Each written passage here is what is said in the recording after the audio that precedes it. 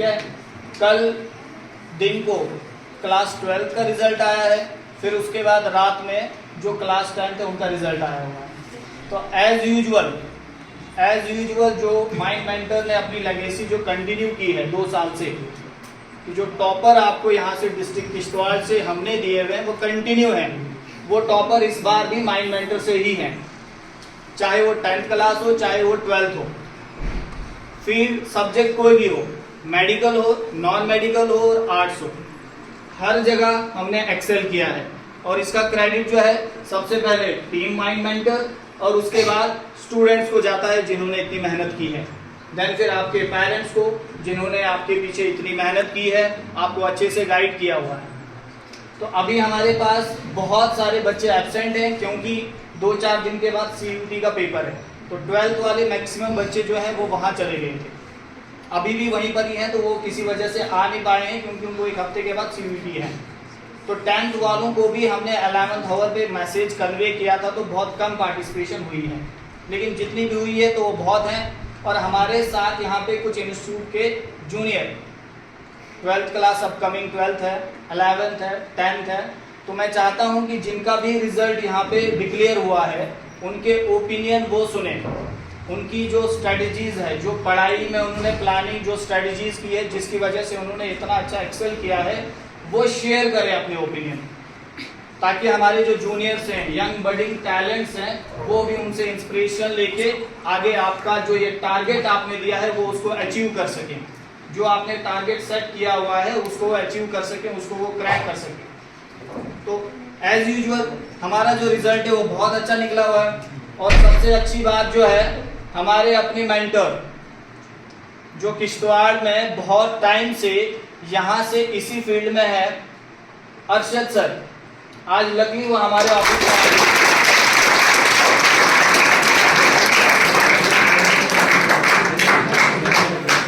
Arshad sir भी यहाँ पे हमारे साथ हैं। मैं चाहूँगा कि अरशद सर पहले आपको आपकी फ्यूचर प्लानिंग के बारे में थोड़ा सा गाइड करेंगे, आपकी जो एकेडमिक स्ट्रेटजीज है उसके बारे में बताएंगे, फिर उसके बाद हम इसको कंटिन्यू करेंगे। Please Arshad sir.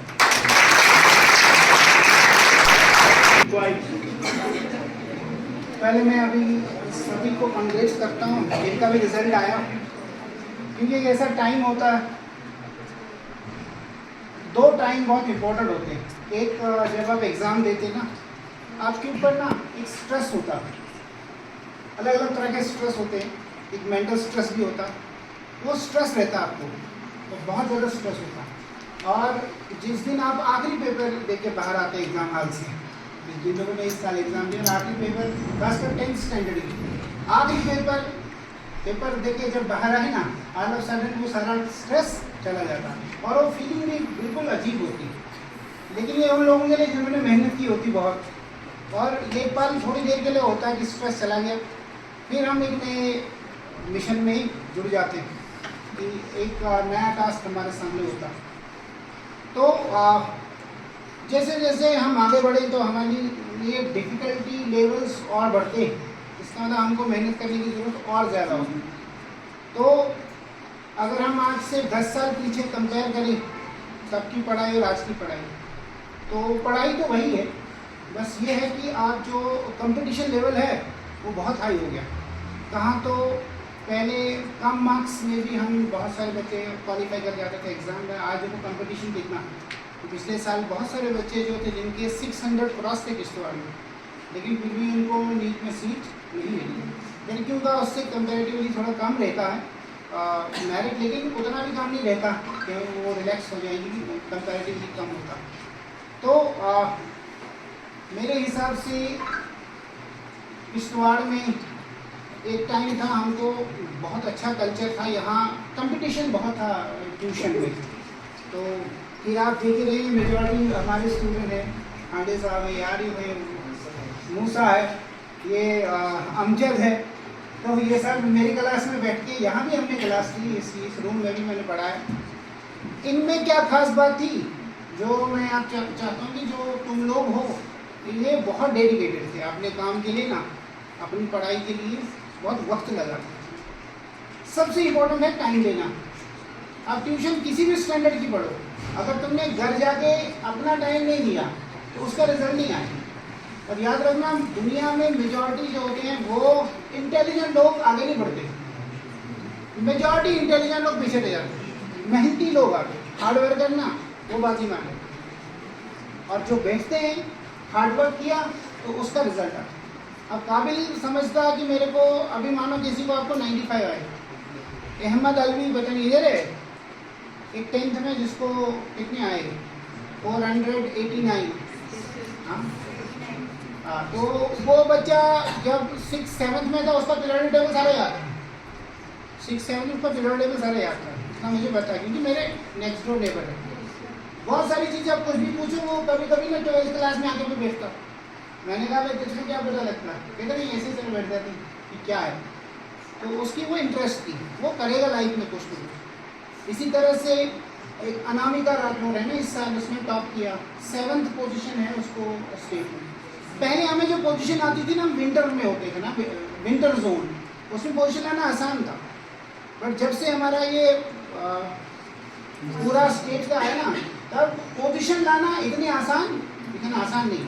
लेकिन उस लड़की ने 7वीं पोजीशन लाई अनामिका। और आप गर्ल्स स्कूल वालों को पूछ, अगर जो वहाँ पढ़ते हैं उनको बता देना, मैं 4 महीने पहले गया था वहाँ, तो मैंने कहा भाई जब आप इंटरनल देते हो बच्चियों को इंटरनल मार्क्स, आप उनको जम के दिया करो। बहुत सारे लोग ना कंजूसी करते हैं, अपने स्कूल वाले भी 10 में हैं तो दे दे 7।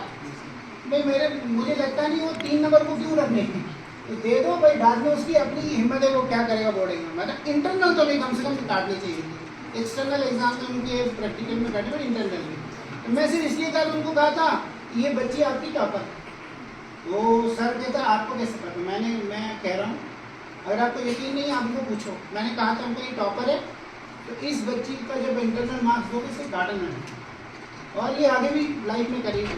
तो अभी मैं वहाँ स्कूल गया तो उन्होंने कहा कि हमें याद आया कि आपने कहा था कि बच्ची टॉप करेगी, क्योंकि खास क्या बात है मैं बता रहा हूँ, खास बात ये है कि वो बैठते थे, अपना टाइम देते।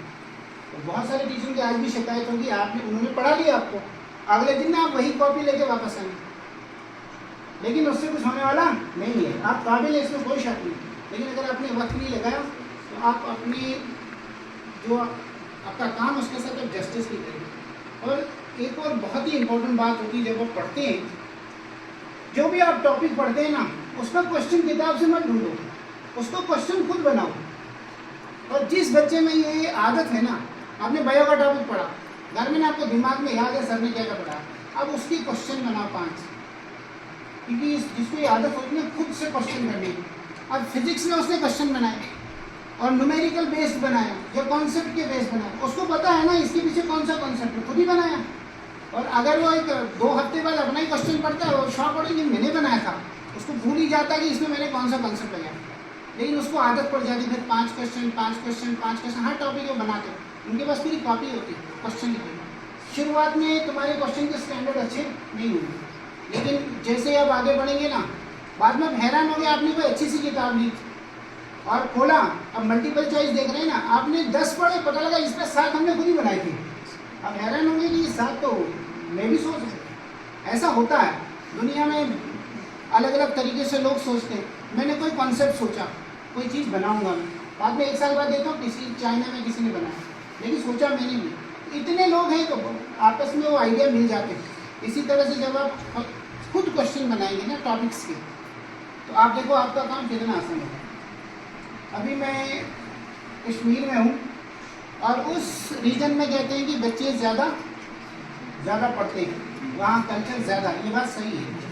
मेरा स्कूल एक गांव में, वहाँ पे 40 बच्चों का कॉमर्स, हमारे यहाँ तो आप टच ही नहीं करते कॉमर्स, जबकि होना चाहिए। एक ही फील्ड थोड़ी, मेडिकल फील्ड क्यों बच्चों में पकड़ के रखी इसी पर। बहुत सारे लोग आर्ट्स से कहते हैं कि आर्ट्स को लगता है ये कैटेगरी में नीचे, क्यों आप सिविल सर्विस में बहुत अच्छा करेंगे, अगर स्टार्ट में आपका आर्ट्स, आपकी पॉलिटिकल साइंस पहले से अच्छी हो तो आप अच्छा करेंगे, आप उसमें नहीं करते, केएस में तो कर ही लेंगे। और मल्टीपल ऑप्शन होते हैं आपके पास, आप क्यों रिस्ट्रिक्ट हो गए कि आपको मेडिकल ही लेना। यहाँ पे कॉमर्स है, बॉयज़ में गर्ल्स में भी शुरू हुआ, कॉमर्स के ऑप्शन में भी जाना चाहिए, देखना चाहिए भाई कितने बच्चे। मैं हैरान हो गया जब मैं अपने स्कूल गया, वहाँ बताया क्लास 12 में 40 बच्चे जो हैं कॉमर्स, और उसमें 2 बच्चियाँ भी है। पूरे स्कूल में 2 लड़कियाँ पढ़ती, बॉयज स्कूल है, 2 लड़कियाँ पढ़ती, उन्होंने कॉमर्स लिया और वहाँ एडमिशन लिया। मैंने उनको उससे कोई प्रॉब्लम नहीं, क्लास लेते। उनका मैंने तरीका देखा, हमारे यहाँ गवर्नमेंट स्कूल्स में, जिस स्कूल में पहले था, क्लास लगी है, टीचर बाहर बैठा है, ज़्यादा टेंशन नहीं है, जाना कि नहीं। वहाँ मैंने देखा कि कभी क्लास खाली ही नहीं है। वहाँ के पेरेंट्स को भी ये पूरा पता है कि एजुकेशन की क्या वैल्यू। और अब आप कहोगे कि वहाँ भी बच्चे देखे, यहाँ भी बच्चे देखे, आपको क्या लगता है वहाँ के ज़्यादा काबिल है कि यहाँ के ज़्यादा काबिल? मैं बताता हूँ, मतलब ये मैं नहीं कह रहा मैं यहाँ का रहने वाला हूँ, मैं आज भी बताता हूँ कि यहाँ के बच्चे उससे ज़्यादा काबिल हैं। बस फर्क किस चीज़ का है? यहाँ कल्चर नहीं है मेहनत का, ट्यूशन का है, स्कूलिंग का है, मगर वो मेहनत का ना बैठे जो चल लाइब्रेरी में बैठे 4-4 घंटे 5-5 घंटे, ठीक है ना, वो मेहनत वाला नहीं। मैं जब पढ़ाता था तब भी अपने स्टूडेंट से यही बोलता था, फिजिक्स केमिस्ट्री बायो हर एक के लिए 15 मिनट ही रखो, सिर्फ कितने, शाम को गए ना 15 मिनट ही नजर मारी, लेकिन बुक पढ़ी। सर भी आपको कहता होगा कि बुक पढ़ो, जो भी बुक है ना एक बुक तो रखो, उसी आप 10 मल्टीपल, आपको कोई स्टैंडर्ड बुक लेंगे इसी से हमारा क्वालिफाई, ऐसा नहीं होता। कोई भी अच्छी बुक ले ले, एक बुक, मगर उसको कंटिन्यू उसी बुक को फॉलो करो। सर पढ़ा रहे हैं, अगर आप नोट्स पे रहे ना फिर वो उतना ही होगा, उससे आगे कोई बढ़ने वाले नहीं। तो भाई मैं तो बाई चांस यहाँ मैं तो स्कूल आया था, मैंने सोचा हामिद ने कई बार मुझसे कहा कि यहाँ नजर मारूँ, मैंने सोचा चलो भाई इस दुआ सलाम इनसे कर ही लेते हैं। अब इनमें आगे यहाँ बच्चे बैठे हैं तो मेरे लिए क्लास करना कोई नई बात तो नहीं है। अब एंड तो जाहिर सी बात है, फिजिक्स पढ़ाया हूँ इतने साल, तो मेरी हर स्पीच में या डिग्री में फिजिक्स तो आई, जाहिर सी बातें आई, ठीक है ना, वो नेचुरल होता। अगर आपका वेटरनरी डॉक्टर वो वेटरनरी वाली बात करेगा, ठीक है ना, इंजीनियर वाला ना इंजीनियरिंग वाली बात करेगा, उसके नेचुरली उसमें आता। अब मैं आपसे एक चीज़ पूछ रहा हूँ, आपको ना एक दोस्त को लात मारनी, एक दुश्मन को लात मारनी, इसको मैं लात मारनी, दोस्त को और दुश्मन को। आप मुझे बताओ इन दोनों को लात मारनी, किस केस में जब तुम लात मारो ना वेलोसिटी और एक्सेलरेशन एक ही डायरेक्शन में होना चाहिए, किस में अपोजिट होना चाहिए? देखो हम इसको लेके है ना, तो इधर वेलोसिटी एक्सेलरेशन भी उधर ही, कभी ऐसा होगा कि वेलोसिटी इधर एक्सेलरेशन उल्टा होता है? नहीं वैसा भी होता। अब मैं फिजिक्स वाला मैं बता रहा हूँ तो झूठ तो नहीं बोलूँगा ना। तो आप बोलो दोस्त को लात मारनी है, दोस्त को लात मारनी, तो वेलोसिटी और एक्सेलरेशन सेम डायरेक्शन में रहना चाहिए, या जब तुम दुश्मन को लात मारो तब वेलोसिटी और एक्सेलरेशन सेम डायरेक्शन में रहना चाहिए?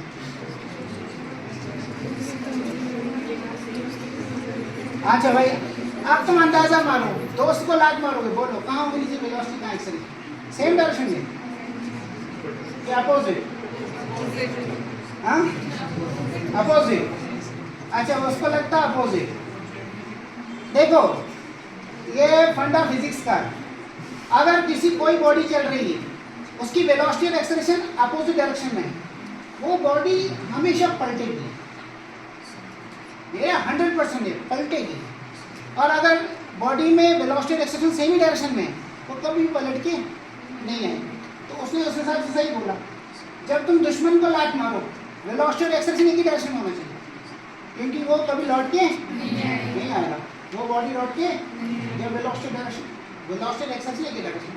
लेकिन अगर आप दोस्त को लात मारो वेलोसिटी और एक्सेलरेशन अपोजिट डायरेक्शन में होनी चाहिए, क्योंकि वो दोस्त पलट के आएगा, ये होने जाएगा। तो चाहोगे ना दुश्मन लौट के नहीं आना चाहिए, तो दोस्त को थोड़ी खाना चाहोगे। मानो कभी आप गुस्सा भी हो दोस्त को, तो दोस्ती किस बात की अगर वो लौट के आए। अब आप कहोगे हम ये बात क्यों माने, ये बात भी सही है भाई, ये जो है ना क्या है डस्टर, ऊपर फेंकूं वापस क्यों आए नीचे?